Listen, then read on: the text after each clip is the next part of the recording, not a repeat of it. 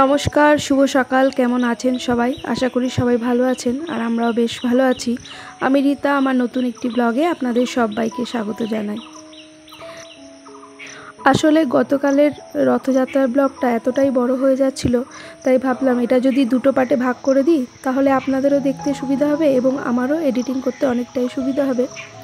সেই কারণে আজকে তার দ্বিতীয় অংশটা আপনাদের সঙ্গে শেয়ার করছি।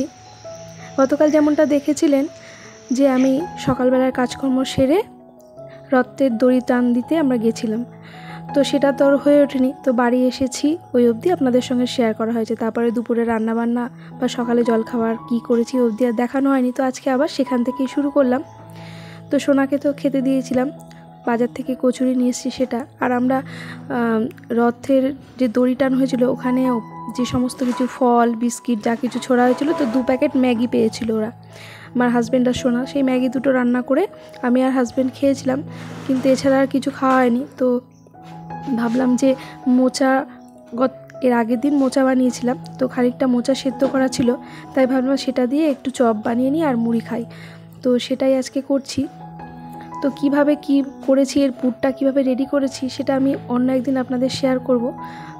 আজকে আর এই ব্লগে সেভাবে দেখালাম না, কারণ এই পুরটা আগে থেকেই রেডি করা ছিল। কারণ আগের দিন রাতেও কিছুটা চপ বানিয়েছিলাম তো মুড়ি দিয়ে খাওয়ার জন্য সন্ধ্যেবেলা টিফিনে, তো সেটাই বেশ কিছুটা পড়েছিল, আর সেটা দিয়ে সকালবেলা আজকে টিফিনটা ওই যে বানিয়ে নিলাম।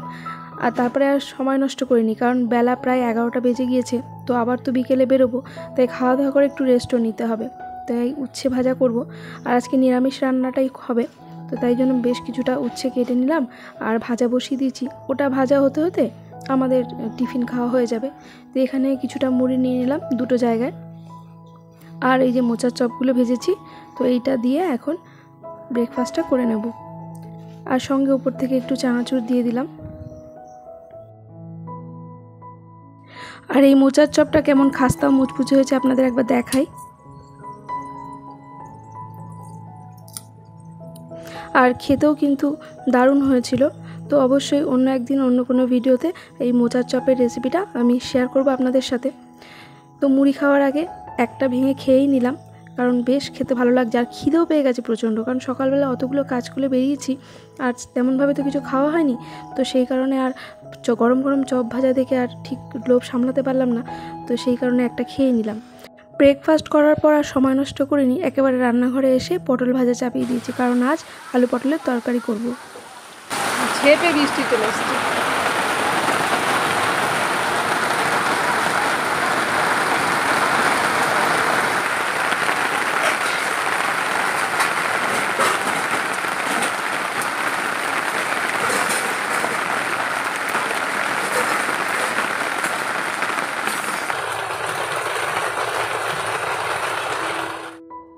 বাইরে নেমেছে ঝমঝম করে বৃষ্টি। যাই হোক, এদিকে চাটাও বসিয়ে দিয়েছি। মুড়ি খাওয়ার পর মনটা একটু চা চা করছিল, তাই চা বসিয়ে দিয়েছি 2 কাপ। আর আজকে আলু পটলের তরকারিটাও একেবারে নিরামিষভাবেই রান্না করব, বেশ কষা কষা করে, আর সেটাই আপনাদের সঙ্গে শেয়ার করব। এখানে পটলগুলো প্রায় ভাজা হয়ে গেছে, তো এগুলো তুলে নিয়ে তারপরে এই যে আলুগুলো কেটে রেখেছি, তো এবার আলুটাও ভেজে নেব।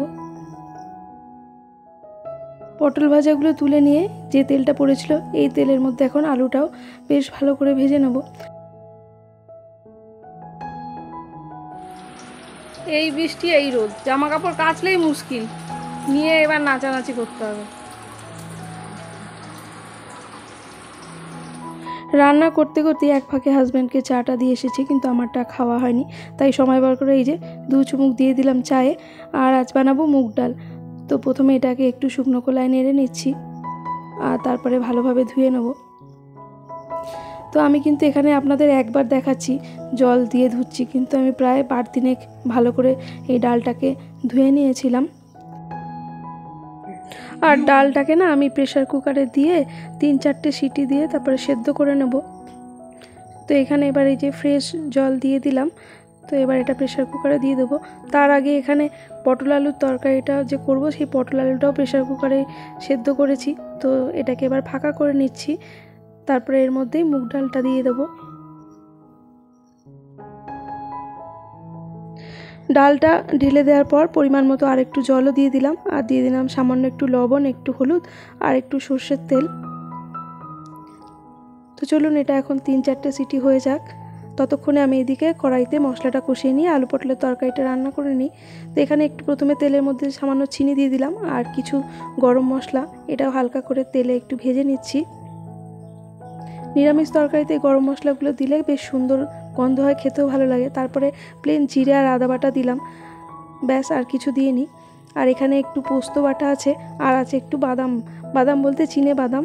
তো আপনাদের যদি কাঁচা থাকে চিনে বাদাম তাহলে সেটাকে একটু ড্রাই রোস্ট করে তারপরে একটু বেটে নেবেন। আমার কাছে কাজু বাদাম ছিল না তাই চিনে বাদামই দিয়েছি। তো ভালো করে কষিয়ে নেওয়ার পর বেশ তেল ছেড়ে যখন বেরিয়ে আসছে তখন একটা মিডিয়াম সাইজের টমেটো পেস্ট দিলাম।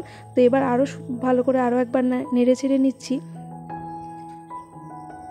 এরপর দিয়ে দিলাম লঙ্কার গুঁড়ো। লঙ্কার গুঁড়োটা আগে দিলে কী হতো, বেশি ভাজা হয়ে যেত, তো কেমন একটা কালো কালো মতন হয়ে যেত, কালারটা ভালো আসতো না।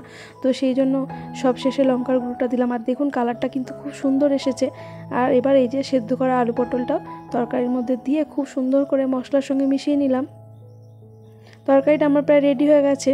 তো নামানোর আগে এখন একটু ঘি আর গরম মশলা তো অবশ্যই দিতে হবে নিরামিষ তরকারিতে, তো খেতে আরও স্বাদ হবে। আর সব শেষে দিয়ে দিচ্ছি এই যে গরম মশলা।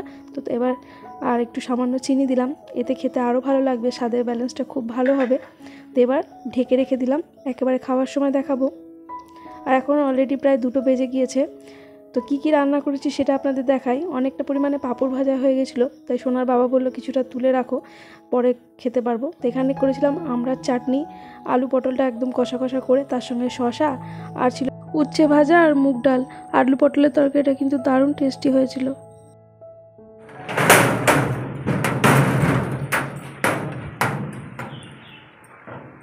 খাওয়া দাওয়া কমপ্লিট, চলে এসেছি এ ঘরে। আর এ ঘরে আমার যা কাজ হচ্ছে কি এখন করতে বসবে এডিটিং।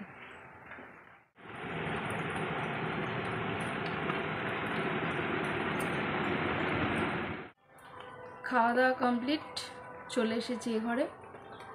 বাইরে এখন গুড়ি গুড়ি বৃষ্টি পড়ছে, আবার মাঝে মাঝে মেঘও ডাকছে, মানে আবারও বৃষ্টি হতে পারে। আর তেমনি ভ্যাপসা গরম, ফ্যানটা অফ করে রেখেছি, পুরো ঘেমে গেছি। তো এই ঘরে আসলে আমার যেটা কাজ করতে হবে, ভিডিওটা এডিটিং কমপ্লিট, একটুখানি বাকি আছে, ওটা কমপ্লিট করব, ভিডিওটা পোস্ট করব। আর 5টার সময় আবার রথের দড়ি টান হবে, তখন আমি যাব আর আপনাদেরও সঙ্গে নিয়ে যাব। চলুন তাহলে আমার কাজটা কমপ্লিট করি, কারণ প্রচণ্ড ঘেমে যাচ্ছি, অনেকটাই কাজ বাকি আছে, সেটা করি। শুভ বিকেল বন্ধুরা, এখন বাজে 5টা আর আমি এই যে রেডি হয়ে গেছি, সোনা আমার জন্য দাঁড়িয়ে আছে। তো চলুন এখন আবার রথ টান হবে, তো চলুন আপনাদেরও সঙ্গে নিয়ে যাই, দেখাবো। সাইডে করে দিন, জয় জগন্নাথ। এই যে আমি আর সোনা বেরিয়ে পড়েছি বাকি যে রথ টান হবে বিকেলে সেটা দেখার জন্য। ভিডিওটাও কমপ্লিট করতে পারিনি, জানিস, এখনো এক্সপোর্ট বাকি আছে। চলুন যাই। আবারও এক পশলা বৃষ্টির পর আকাশটা হয়ে গেছে কত সুন্দর, রাস্তায় জল জমে আছে, কি দারুণ লাগছে আকাশটা।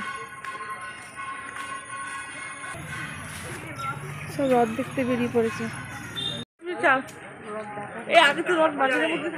তুমি তাহলে এখানে কোথাও একটা দাঁড়াও, আসলে তারপরে ধরবে, আমি তাহলে এগিয়ে যাই। তো যাই, আমি যাই।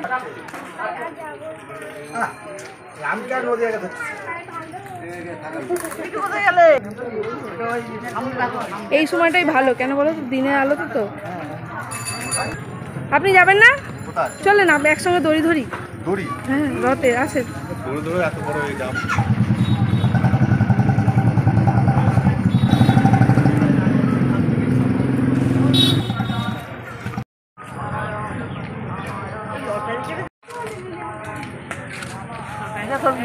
আমাকে নিয়ে নিয়ে যাচ্ছে। হ্যাঁ, তোমাকে তুলবো না? তোমাকে তুলেছি তো, বেশি করে তুলছি।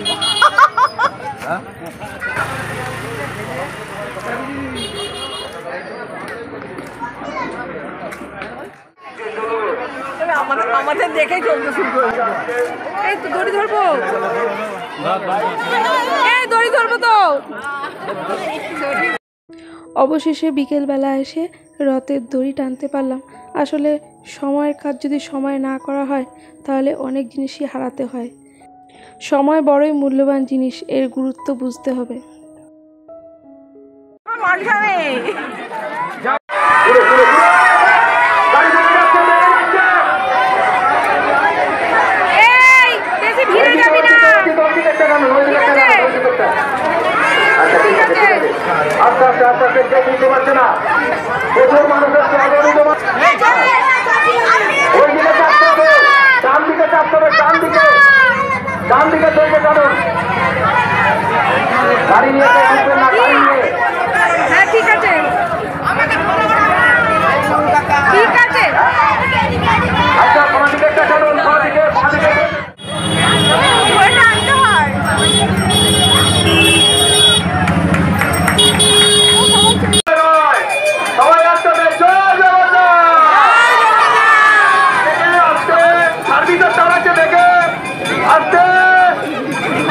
যাই হোক, মনের ইচ্ছেটা পূরণ হয়েছে, কারণ প্রত্যেক বছরই আমরা রথের দড়ি ধরে থাকি। এবছর না হলে মনটা সত্যিই খারাপ হয়ে যেত। তাই বিকেলবেলা সময় নষ্ট না করে একেবারে তাড়াতাড়ি ঠিক তড়িঘড়ি একদম টাইমের মধ্যে চলে এসেছি।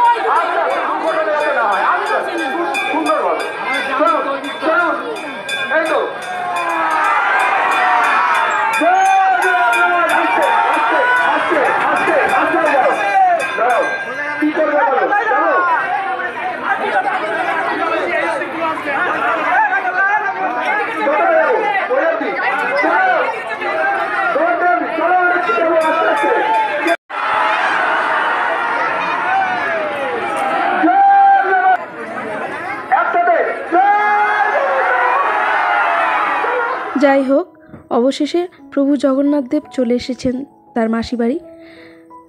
এখানেই এখন এক সপ্তাহ রথটি থাকবে, অর্থাৎ আজ হলো শুক্রবার, আগামী শনিবার আমাদের এখানে আবার উল্টো রথযাত্রা। আর সেই দিনটিও আপনাদের সঙ্গে খুব সুন্দরভাবে শেয়ার করার ইচ্ছে রইল। আর আশ্চর্যের কী বিষয় জানেন, আমাদের এখানে যখন সকালবেলা রথ টান হলো তখন এবং এই যে এখন বিকেলবেলা দুটি সময় কিন্তু কোনো বৃষ্টি হয়নি। এর পরে বা আগে পিছে বৃষ্টি হয়েছে। যা রথের দড়ি টান হয়ে গেছে, আমরা খুব ভালোভাবে দড়ি ধরেছি আর এখন বাড়ি ফিরছি। সোনা তো একদম ঘেমে নিয়ে গেছে আর জল তেষ্টা পেয়ে গেছে, তো জল সঙ্গে নিয়ে এসেছিলাম, সেটিই খাচ্ছে। চলুন বাড়ি ফেরা যাক। শুভ সন্ধ্যা বন্ধুরা, আবারও চলে এসেছি আমি রথের মেলায়। অনিচ্ছা সত্ত্বেও সোনার জন্য আসতে হলো, কারণ তার বাবা এই সময় বাড়ি ছিল না। সে একটু রথের মেলায় ঘুরবে, কিছু খাওয়া দাওয়া করবে, তারপরে বাড়ি যাবে। আর তুই এগিয়ে আসবি না, সুবিধা হবে, এটা চলে আমার তো খেতে অসুবিধা হয়ে যাবে, আস্তে আস্তে থাকবে।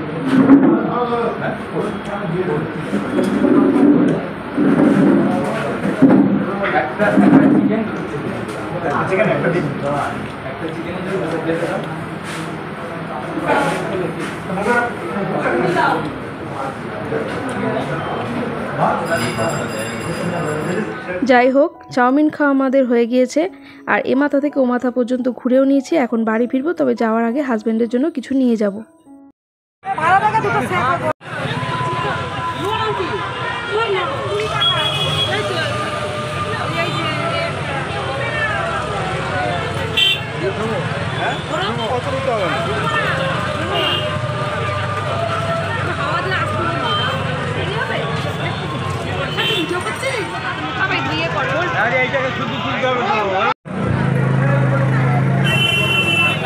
যাই হোক, হাজবেন্ডের জন্য নিয়ে নিয়েছি ভুট্টা, সেই সঙ্গে আপনাদের কাছ থেকেও বিদায় নিয়ে নিচ্ছি।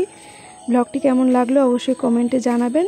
সকলে ভালো থাকবেন, সুস্থ থাকবেন, দেখা হবে নেক্সট ব্লগে।